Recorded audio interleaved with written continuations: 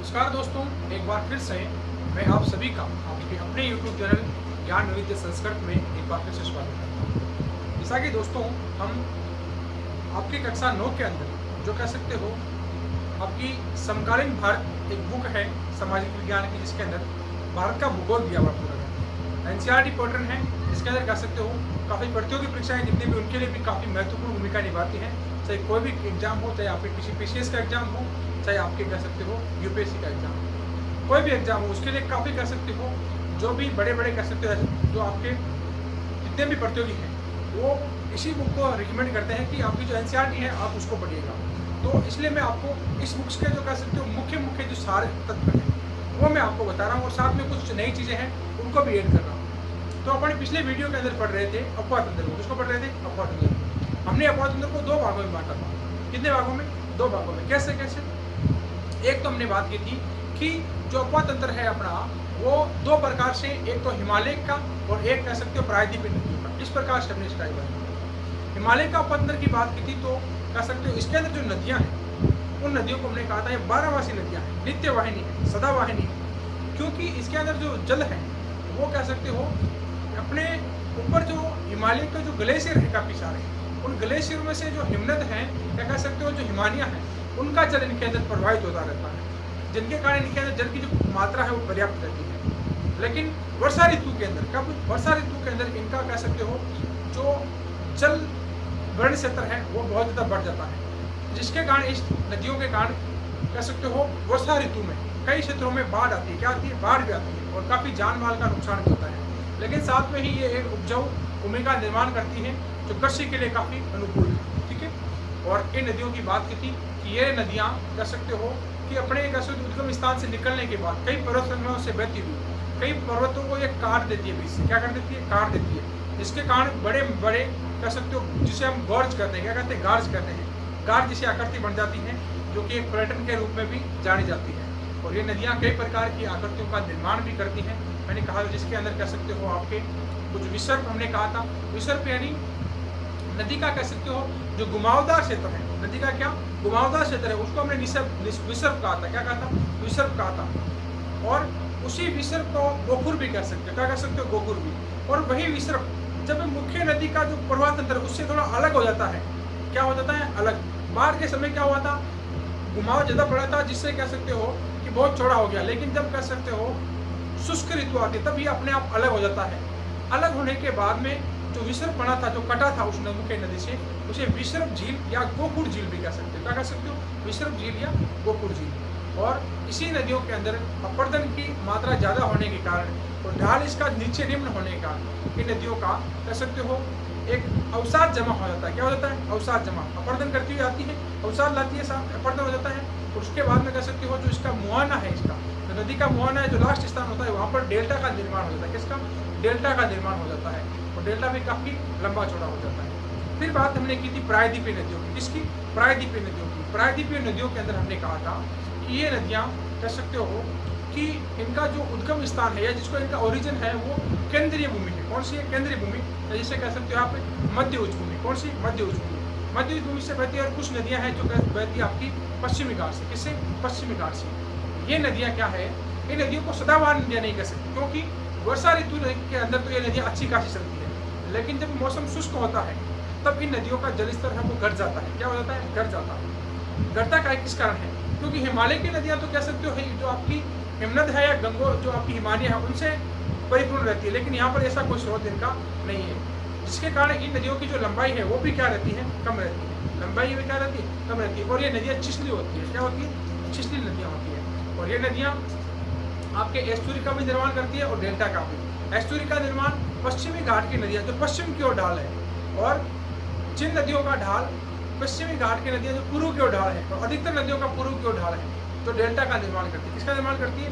Delta का निर्माण करती है। और कह सकते हो कि ये नदियाँ काफ़ी रूप से इनके अंदर कई झीलें बढ़ती है, जिसे हम लेंगुन झीलें कहते हैं। क्या कहते हैं? लेंगुन झीलें। कई प्रकार की लेंगुन झीलें हैं, जैसे आपकी चिल्का है, कोलेरू है, आपकी बॉम्बनॉट झीलें हैं। कई प्रकार की झीलों का निर्माण भी ये करती हैं। ठीक है। तो प्रायद्वीपीय नदियों की हमने बात करी। अब इस वीडियो के अंदर हम बात करेंगे जो हिमालय की नदियाँ हैं मुख्य, उनकी हम बात करेंगे। ठीक है। तो आइए शुरू करते हैं उसी चैप्टर को। इसका नाम था अपना अपवाद तंत्र। कौन सा? मार्कर नहीं चल पा रहा।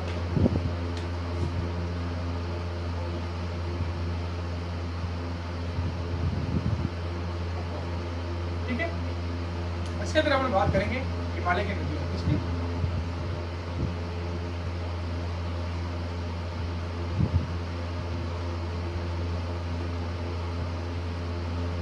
हिमालय की नदियां, हिमालय की नदियों की बात करें तो इनको हम 3 प्रकार से बांट सकते हैं। कौन कौन सी नदियां देखिएगा,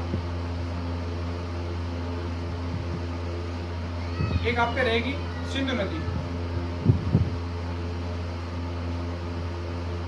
सिंधु, एक आपकी रहेगी गंगा, कौन सी, गंगा, और एक रहेगी आपकी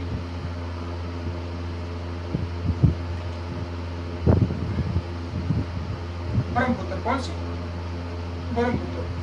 अब इन नदियों को आप मैप में हम पढ़ेंगे, किसमें, मैप में पढ़ेंगे, थोड़ा मैप के द्वारा देख लेते हैं इनको, ठीक है। फिर बात मैं इनको लिखवा दूंगा बोर्ड पर, आपको बिल्कुल लिखवा दूंगा कि नदियों का ओरिजिन कहाँ से है, कहाँ से बहती है, इसकी सहायक नदियाँ कौन सी है, इसका जल ग्रहण क्षेत्र कौन सा है, कहाँ पर जाती है, कि कौन सी स्थान पर ये मिलती है। जैसे कुछ नदियाँ अरब सागर में गिरेगी, कुछ बंगाल की खाड़ी में गिरेगी, वो भी हम पढ़ेंगे, ठीक है।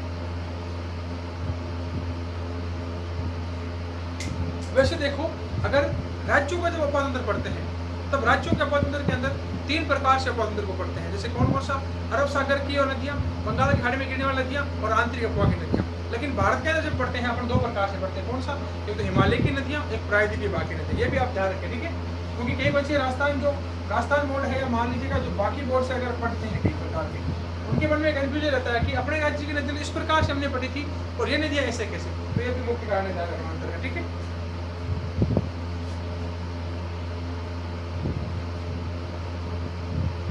तो अपन पहले शुरू कर देंगे सिंधु नदी, किसको, सिंधु नदी तंत्र। पहले मैं बना देता हूँ मैं आपके,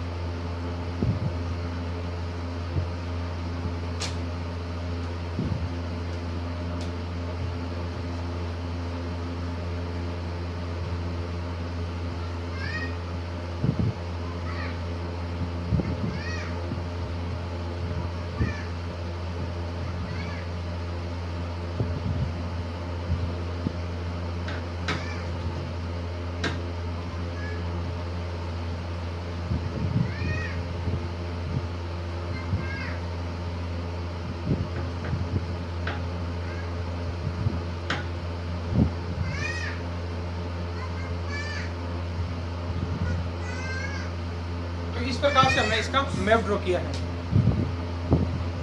तो ये अपना भारत का मैप बन गया है। अब अपन पहले जो नदी पढ़ेंगे इसका नाम होगा सिंधु नदी।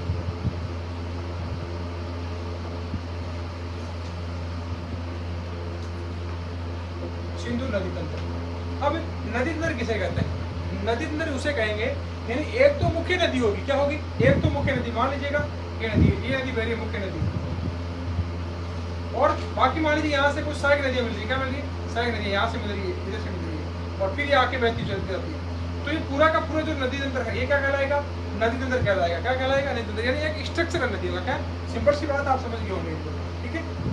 पहले अपन पढ़ लेते हैं सिंधु नदी तंत्र। अब सिंधु नदी तंत्र की बात करें, समझ देता हूँ पहले मैं आपको, क्योंकि मैप में दिशा पहले बहुत जरूरी है। उत्तर, ये आपकी पश्चिम, कौन सी,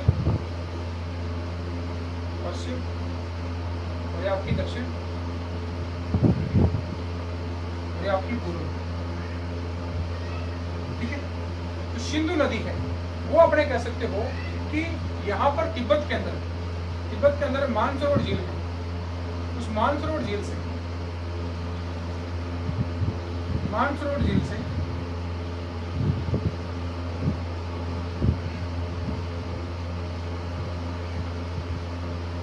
इसका उद्गम होता है, किसका? तिब्बत का। और ये नदी भारत में जो प्रवेश करती है तो लद्दाख से प्रवेश करती है। कहाँ से? ये लद्दाख एरिया कौन सा है? लद्दाख। ठीक है, ध्यान रखना। तो ये भाग है, इसको बांटा गया इस प्रकार से। लद्दाख का एरिया कौन सा है? लद्दाख।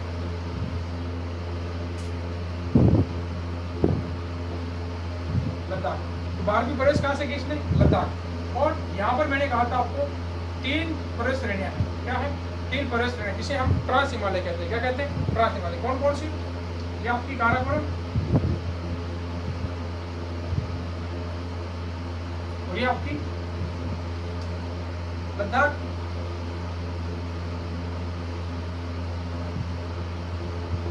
और ये आपकी जास्कर। कौन सी? जास्कर। मैं लिखता हूँ जास्कर। ठीक है, इसको देखना जास्कर। तो अब देखना मुख्यतः प्रश्न कहाँ से आप देखिएगा, तो आपकी कम्पिटिटिव एग्जाम उसके अंदर ये नदी देखिएगा, यहाँ से प्रवेश करती है और यहाँ से बहती हुई, यहाँ से बहती हुई आपके कर सकते हो। तो यहाँ पर ध्यान रखना, यहाँ से बहती हुई इस तरह निकल जाती है। ठीक है, इस तरह निकल जाती है। तो पहली बात यहाँ से एक क्वेश्चन आपको क्लियर होता है, कौन सा? कि लद्दाख और आपके जास्कर 2 प्रवेश श्रेणियों के बीच से होकर गुजरेगी। कहाँ से? लद्दाख के और जास्कर। कौन सी? सिंधु नदी। फिर सिंधु की कुछ सहायक नदियाँ भी हैं, और ये नदियाँ क्या कर सकती हो कि यहाँ पर विभिन्न प्रकार के गार्ज का निर्माण करती है, पर्वतीय क्षेत्रों को काट देती है। और इन जो गार्ज हैं ये कर सकते हो एक पर्यटन स्थल के रूप में, जिस प्रकार आप कह सकते हो जम्मू कश्मीर के अंदर कई प्रकार की घाटियाँ हैं और इन घाटियों से नदियाँ बहती हैं, घाटियों से बहती हैं। और लद्दाख के अंदर कई प्रकार के कह सकते हो कि ये इस प्रकार से मनोरम दृश्यों को दिखाती हुई चलती है, यानी कहीं पर ये ऊपर है, कहीं पर नीचे है, और कहीं पर ये कह सकते हो जो आपके विभिन्न प्रकार की स्थलाकृतियों के नीचे से होकर भी गुजरती है और अलग अलग वितरिकाओं में बढ़ती हुई यहाँ पर ये वापस कर सकते हो, जो यहाँ से कह सकते हो इस भाग से, जो अभी पीओके कहलाता है। क्या कहलाता है? पीओके, गिलगित बाल्टिस्तान कहलाता है। कौन सा? गिलगित बलूचिस्तान, यहाँ से बहती है। ठीक है, गिलगित भी है यहाँ पे और ये बलूचिस्तान है। तो पाक, इसे अभी पाक ऑक्युपाइड कश्मीर कहते हैं, पीओके जिसे आप कहते हैं। क्या कहते हैं? पीओके। यहाँ से बहती हुई नदी, यहाँ से बहती हुई फिर पाकिस्तान में मिलती है। तो पाकिस्तान में ध्यान रखना कि लास्ट के अंदर कहाँ से, यहाँ से कहाँ से निकलेगी? बलूचिस्तान का नाम कौन सा है? ध्यान रखना, बलूचिस्तान का नाम है आपके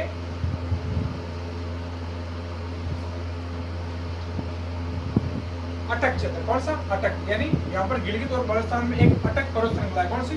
अटक। यहाँ पर ध्यान रखना, ये पर्वत श्रृंखला जिसे कहते हैं अटक पर्वत श्रृंखला। कौन सी? सॉरी, इसको मैं यहाँ पे लिखता हूँ नीचे, अटक पर्वत श्रृंखला है। यहाँ से ये करती है नदी बाहर निकल जाती है यहाँ पर, और उसके बाद में यहाँ पर कह सकते हो इसके अंदर कई नदियाँ हैं जो इसके अंदर प्रवेश करती हैं। कौन कौन सी? एक नदी तो यहाँ पर इसके अंदर प्रवेश कर जाती है। कौन सी? एक नदी है यहाँ से निकलती है कैलाश मानसरोवर से, श्योक नदी। कौन सी? श्योक। और ये श्योक यहाँ बहती है। कौन सी? श्योक नदी। और एक बहती है जास्कर नदी। कौन सी? जास्कर। जास्कर भी यहाँ से निकलती है, जास्कर, और इसी पर्वत श्रृंखला से हो जाती है जास्कर। जास्कर कई प्रकार की नदियाँ ध्यान रखना, ये यहाँ पर इसको मिल जाती है। यहाँ पर श्योक भी यहाँ मिल जाती है, श्योक है यहाँ पर ध्यान रखना। श्योक अब देखना जो आपका काराकोरम और लद्दाख है, इन दोनों के बीच से निकलती है। किसके? काराकोरम और लद्दाख के बीच से श्योक नदी, और दोनों इसके अंदर मिल जाती है। ठीक है, फिर ये नदी मुख्य रूप से यहाँ बहती हुई, जिसके कारण और भी नदियाँ इसके अंदर मिलती है। कौन सी? यहाँ से जो आपकी अटक की पहाड़ियाँ, यहाँ से कई नदियों का ओरिजिन होता है, जैसे के अंदर झेलम है, रावी है, आपकी व्यास है, सतलुज है, ये प्रकार की नदियाँ मिलती है। कौन कौन सी नदियाँ हैं ध्यान रखना, आपके झेलम, रावी, व्यास, सतलुज, और झेलम हो गया, रावी हो गया, व्यास हो गया, सतलुज, और एक नदी कौन सी है? एक नदी और है इसके अंदर जो इसके अंदर मिलती है। वो नदी आपकी कौन सी?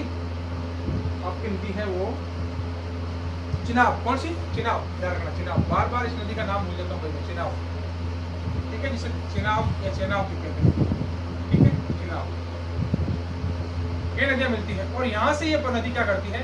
यहाँ से बहती हुई फिर आपकी कह सकते हो यहाँ पर बंगाल की जो अरब सागर है, क्या है? अरब सागर है,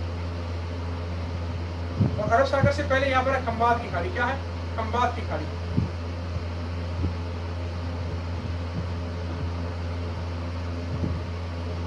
खंबात की खाड़ी। और पाकिस्तान में बहती है पूरा का पूरा। किसमें बहती है? पाकिस्तान में। देखो मैं बता देता हूँ आपको, पाकिस्तान में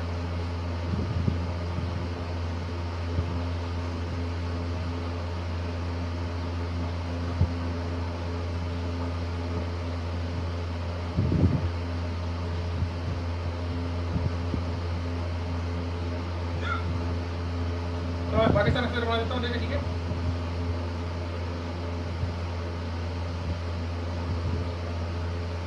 ये मान लीजिए पाकिस्तान है। कौन सा है? पाकिस्तान। यहाँ ये प्रवेश की थी यहाँ से, और कई नदियाँ यहाँ पर इसमें मिली थी, यहाँ से भी, यहाँ से भी, यहाँ से भी इसके अंदर मिली थी। और ये बाद में मान पाकिस्तान के अंदर, ये पाकिस्तान का एक स्थान है कराची। कौन सा? कराची। यहाँ पर कराची से पहले एक स्थान होता है मिठानकोट। कौन सा? मिठानकोट। मिठानकोट जो कराची के अंदर है। कहाँ पे? कराची। ठीक है, कराची पाकिस्तान का एक शहर है, ध्यान रखना। और पाकिस्तान का दक्षिणतम शहर है। कौन सा? दक्षिणतम शहर है। यहाँ से ये नदी क्या करती है कि आपके यहाँ से बाहर निकलकर फिर आपकी जो कह सकते हो कि अरब सागर के अंदर मिल जाती है। कहाँ पर? अरब सागर के अंदर। ठीक है, कराची से पूर्व की दिशा में, ध्यान रखना। यहाँ पर कराची है। कौन सा? यहाँ इस साइड कराची है, कराची के पूर्व दिशा में। ठीक है, कराची की जो पूर्व दिशा है, यहाँ पर स्थान है मिठानकोट। मिठानकोट से बहती हुई खंबात की खाड़ी से यहाँ से निकलती हुई अरब सागर के अंदर बड़ा जल को गिरा।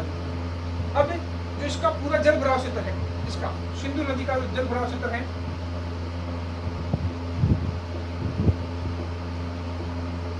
वो लगभग 11 लाख किलोमीटर है। कितना है?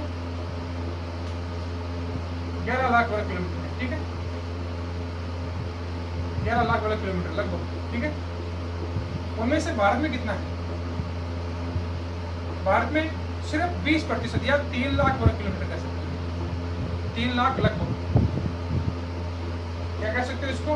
20%। लगभग कितना? 20%। क्यों? कारण क्या है?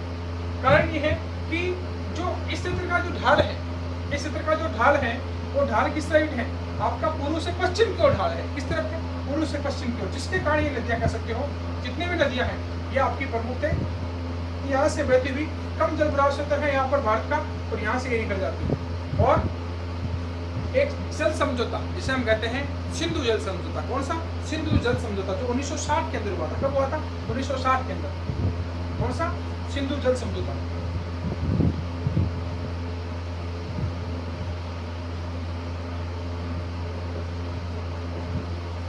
सिंधु जल समझौता जो 1960 के अंदर होता है, उसके अंदर भी कहा गया था कि भारत सिर्फ 20% इसका पानी उपयोग करेगा। कितना?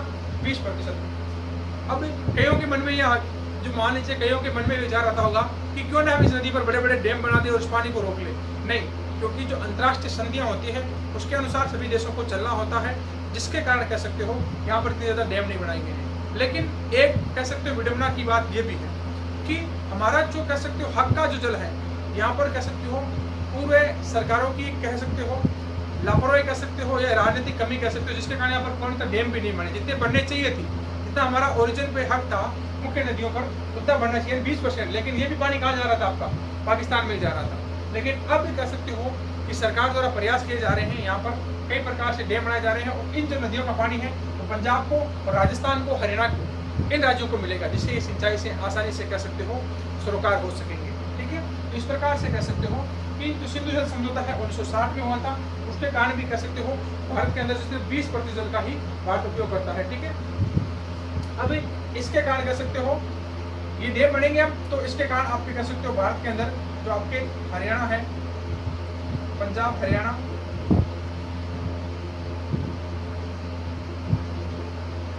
और राजस्थान, इनमें सिंचाई हो सकेगी। ठीक है, और अभी भी देखिएगा आपका सतलुज है, व्यास नदी है, सतलुज और व्यास नदी, इनके अंदर भी हम कई प्रकार के डैम बना रहे हैं, कई प्रकार के बैराज हमने बनाए हैं। इसके कारण कई प्रकार की नहरें निकली हैं, जिसके कारण कह सकते हो जैसे राजस्थान में इंदिरा गांधी नहर है, राजस्थान की जून रेखा कहलाती है, वो भी इन्हीं पर बनी हुई है। ठीक है, ध्यान रखना, इसी सिंधु नदी के तंत्र पर बनी है। किस पे? सिंधु नदी के तंत्र में बनी। ठीक है, तो ये अपनी की प्रमुख से कह सकते हो जो पूरी की पूरी सिंधु नदी तंत्र था, उसको मैंने आपको समझाया है। और बात करें कि जो ये विश्व की सबसे जो बड़ी नदियां हैं उनके अंदर आती है, क्योंकि जो इसका क्षेत्रफल है ये 2900 वर्ग किलोमीटर है। कितना? 2900 किलोमीटर क्षेत्रफल है। ध्यान रखना, जिसका जो लंबाई है कितनी आती है, 2900 किलोमीटर। ठीक है, 2900 किलोमीटर इसकी लंबाई आती है, जो विश्व की सबसे बड़ी नदियों के अंदर शुमार है। ठीक है, तो इस प्रकार से अपना ये प्रमुख रूप से कह सकते हो जो सिंधु नदी तंत्र है ये पूर्ण होता है। अपना पहला पार्ट हिमालय का जो कह सकते हो पहली नदी थी उसका हमने अध्ययन कर लिया है। अब बात करेंगे अपन दूसरी नदियों की। मैप अपन वही रखेंगे लेकिन दूसरी नदियों की बात करेंगे। गंगा नदी, कौन सी, गंगा नदी। थोड़ा मैं इस मैप को साफ कर देता हूँ अपन। ठीक है, तो आप मेन पॉइंट आप इस प्रकार से देख सकते हैं, बाकी लिखवाऊंगा तो मैं और भी आपको। ठीक है, डायग्राम बना के पूरा करूँगा।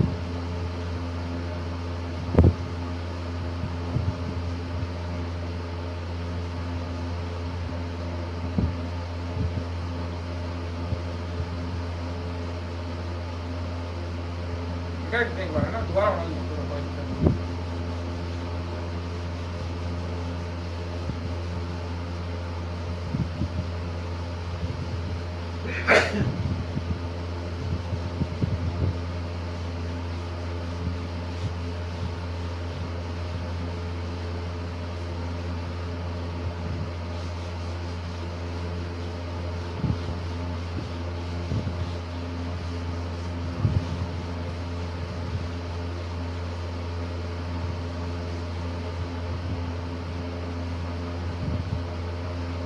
अब देखिएगा, बात करते हैं अपन गंगा नदी तंत्र, किसकी, गंगा नदी तंत्र। गंगा नदी की बात करें उससे पहले काम कर लेते हैं अपन। सिंधु नदी है उसको लिख लेते हैं, यानी जो नदियां पढ़ेंगे उनके बारे में थोड़ा नोट लिख लेंगे। ठीक है, तो शुरू कीजिएगा, देखिए लिखना।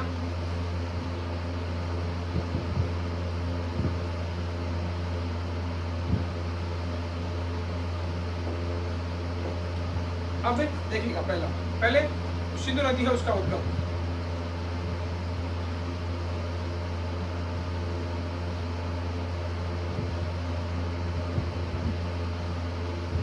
उद्गम कहाँ से हो रहा है, ठीक है, उद्गम हो रहा है इसका मानसरोवर झील, मानसरोवर झील से।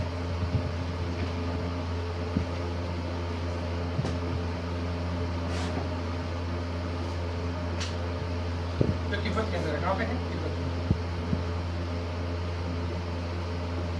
ठीक है, अब बात करें तो भारत में प्रवेश है इसका।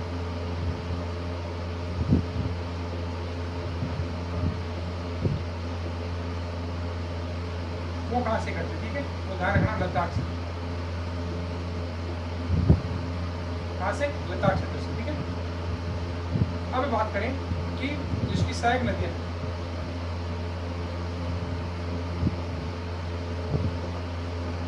वो कौन कौन सी, ठीक है, तो सहायक नदी ध्यान रखना। एक तो इसकी श्योक,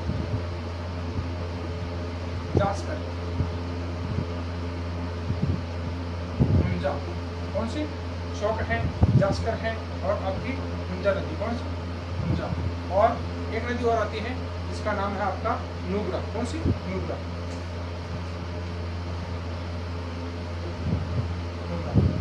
ये यहाँ पर इसके अंदर कह सकते हो सहायक नदियाँ हैं।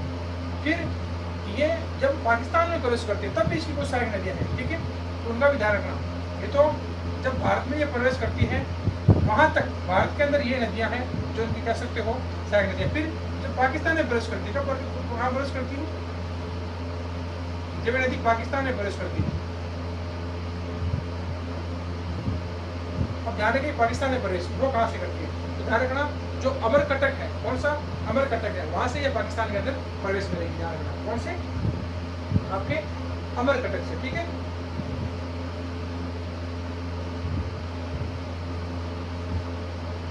पाकिस्तान में प्रवेश है वो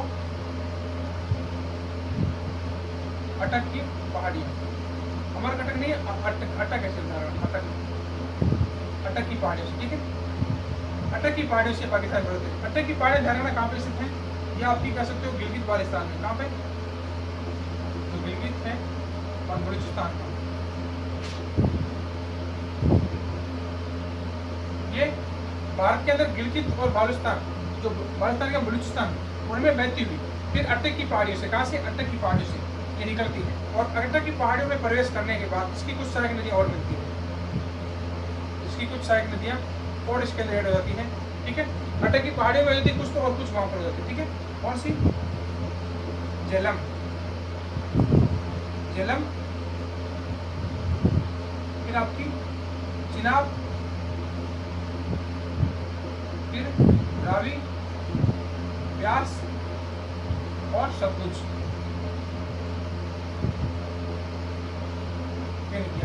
और इसी झेलम नदी के किनारे पर बसा हुआ आपका कश्मीर से, जो आपका कश्मीर है, ठीक है, कश्मीर है वो इसी पे बसा हुआ है। किस नदी पे? झेलम के अंदर। और ये नदियां यहाँ पर कह सकते हो कई प्रकार के कह सकते हो गार्ड्स का निर्माण करती है, सुंदर गार्ड्स का निर्माण करती है, ठीक है। तो इसकी क्या होगी, पाकिस्तान में जब प्रवेश करती है अटक की पहाड़ियों में, उससे पहले कुछ नदियाँ इसके अंदर ऐड होती है और भारत के अंदर ये नदियाँ ऐड होती है, ठीक है। भारत के अंदर ये ऐड होती है और कुछ नदियाँ यहाँ से ही भारत के अंदर, झेलम चिनाब ये भारत के अंदर ही है इनका ओरिजिन, लेकिन ये पाकिस्तान के अंदर जब जाती है और ज़्यादातर क्षेत्र कह सकते हो ये आपके कह सकते हो भारत में प्रवेश करती है तब, और ये पाकिस्तान भारत से निकल रही है, पाकिस्तान में प्रवेश करी बीच की सीमा पर, ठीक है, कहाँ पर? अटक की पहाड़ियों पर, ठीक है। अब बात करें जो कह सकते हो कि इस नदियों का समाप्ति स्थल कह सकते हो कि अंतिम उपातंत्र, अंतिम जल भराव क्षेत्र वो है अरब सागर। कौन सा? अरब सागर। और अरब सागर में गिरने से पहले ये कहां पर? पाकिस्तान में, जो आपका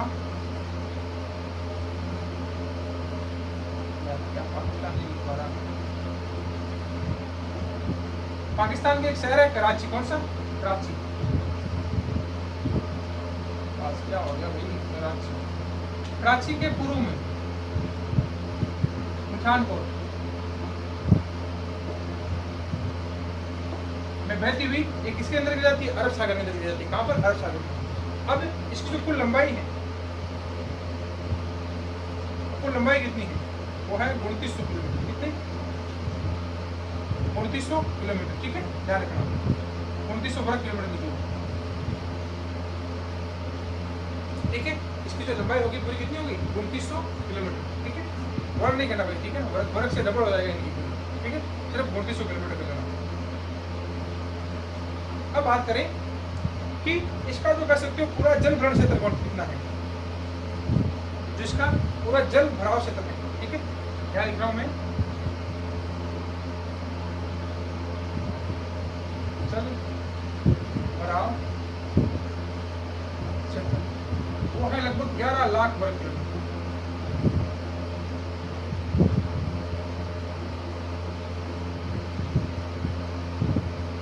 अब इससे आप समझोगे कैसे? मान लीजिएगा सिंधु नदी जहां से निकली, वहां से यहाँ से ये निकली और यहाँ से मान लीजिए प्रवेश करती हुई यहाँ से इसके अंदर कुछ नदियाँ प्रवेश करी और यहाँ पे आके यहाँ नदियाँ प्रवेश करी, तो ये पूरा क्षेत्र जो भारत में है, पाकिस्तान में है, ये कुल 11 लाख वर्ग किलोमीटर है।